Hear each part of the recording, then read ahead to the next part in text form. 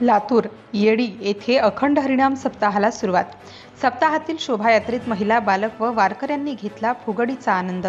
औसा तालुक्यातील येडी येथे अखंड हरिनाम सप्ताहाला आजपासून सुरुवात झाली असून गेल्या 14 वर्षांपासून येडी येथे अखंड हरिनाम सप्ताह साजरा केला जातो। आज येडी येथील विठ्ठल रुक्मिणी मंदिरात प्रतिवर्षाप्रमाणे अखंड हरिनाम सप्ताहाला सुरुवात झाली। या सप्ताहात प्रति पंढरपूर प्रमाणे येडी गावात भक्तिमय वातावरणात अखंड हरिनाम सप्ताह साजरा केला जातो।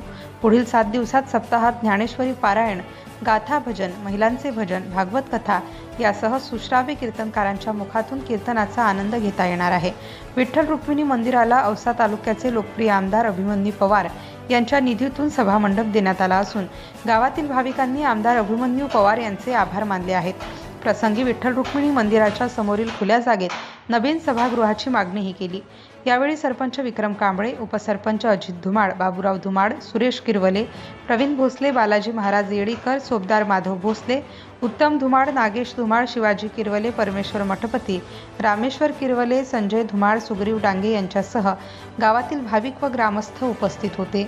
लोकनायक न्यूजसाठी प्रतिनिधी जीवन जाधव, लातूर। येडी या गावामध्ये सतत 14वे वर्ष, या 14व्या वर्षाचं नामस्मरण अखंड चालू आहे।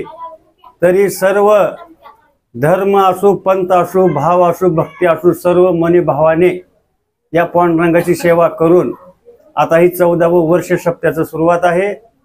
या सप्त्यामध्ये गेल्या 14 वर्षापासून येडी गावामध्ये अखंड हरिनाम सप्ताहाचं आयोजन आहे व सर्व भाविक भक्त, गावातील सर्व लहान थोर मंडळी, सर्व धर्मातील समभाव या हेतूने, कुठल्याही जातीचा असो, कुठल्याही धर्माचा असो, समभाव करून अखंड हरिनाम सप्ताह साजरा केला जातो।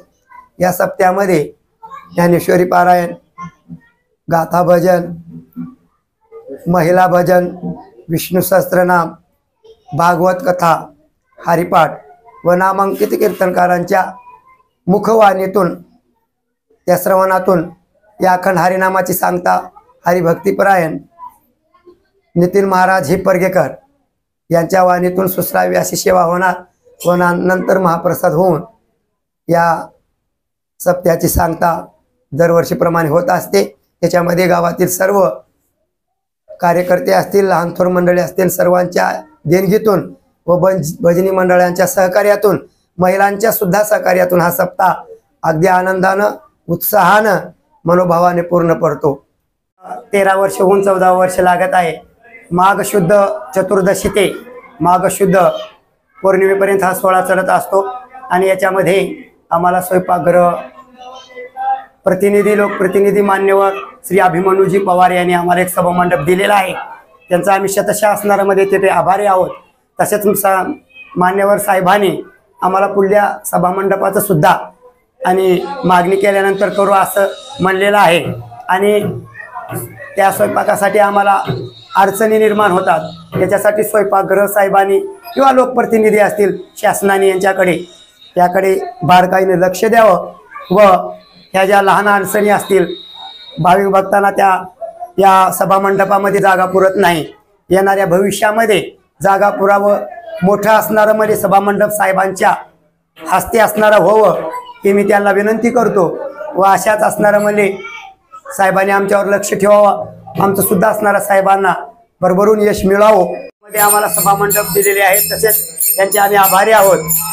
या वारकरी संप्रदायाचा वारसा जपत लोकप्रिय कार्यान्वित नव्हे तर कानाकोपऱ्यामध्ये रस्ते करून शिवरस्ते करून देणारे आमचे लोकप्रिय प्रत्येकांचं मत प्रत्येक लोकांपर्यंत पोहोचवणारे असे असणारे आमचे लोकप्रिय माननीय अभिमन्यू पवारजी साहेब यांचे वडील दत्तात्रय पवार गुरुजी वारकरी संप्रदायाचे हरिभक्तीपरायण म्हणजे महाराज होते ते, आणि त्यांच्यातून हे असणारं झालेले निर्माण रत्न आणि आमचे याचे लोकप्रिय ज्यांना औसा तालुक्याचे जनक म्हटलं जातं त्या साहेबांनी आम्हाला सभामंडप दिलेला आहे.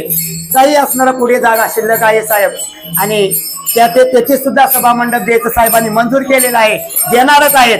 आणि त्यानिमित्तानं साहेब आमच्यावर भरोसा ठेवणार आम्ही ठेवलेला आहे. साहेब सुद्धा आम्हाला त्याच्यातून सांप्रदायिक जपत आहे आणि आम्हाला संप्रदायाला अभिमान वाटतो या गोष्टीचा की साहेब असणारा वारकरी संप्रदायाचे त्या वारकरी संप्रदायातून वाढले, ज्यांच्या वडिलातून शिकवण भेटली, म्हणून प्रत्येकांच्या मनामनामध्ये प्रत्येकांच्या तनातनामध्ये राहणारा एकच लोकप्रिय आमदार म्हणजे अभिमन्यूजी पवार साहेब. आणि त्यांचं जेवढं असणारं आपण सांगू तेवढं कमीच आहे. साहेबांनी असणारा येणाऱ्या काळामध्ये पुढल्या जागेमध्ये सभामंडप द्यावं व काही सांस्कृतिक धार्मिक काही विवाह संपर्कातले किंवा विवाह संबंधी कार्यक्रम असतील ते सुद्धा आम्हाला पार पाडण्यासाठी आणि कार्यान्वित करावं, आम्हाला प्रवृत्त करावं. आणि पुन्हा शेबार पवार साहेबांचं लोकप्रिय आमदारांचं या तालुक्यांच्या जनक आणि आमच्या जसं पहिलं सभामंडप मिळालं साहेबांच्या सहकार्यातून साहेबाकडून, तसंच दुसरं सुद्धा साहेबाच्या असणाऱ्यामध्ये निधीमधून भेटावं व साहेबांना येणाऱ्या काळामधून भरभरून यश मिळावं असं भगवंत चरणी प्रार्थना करतो व साहेबांना जेवढे करत तितकं धन्यवाद. लोकनायक न्यूज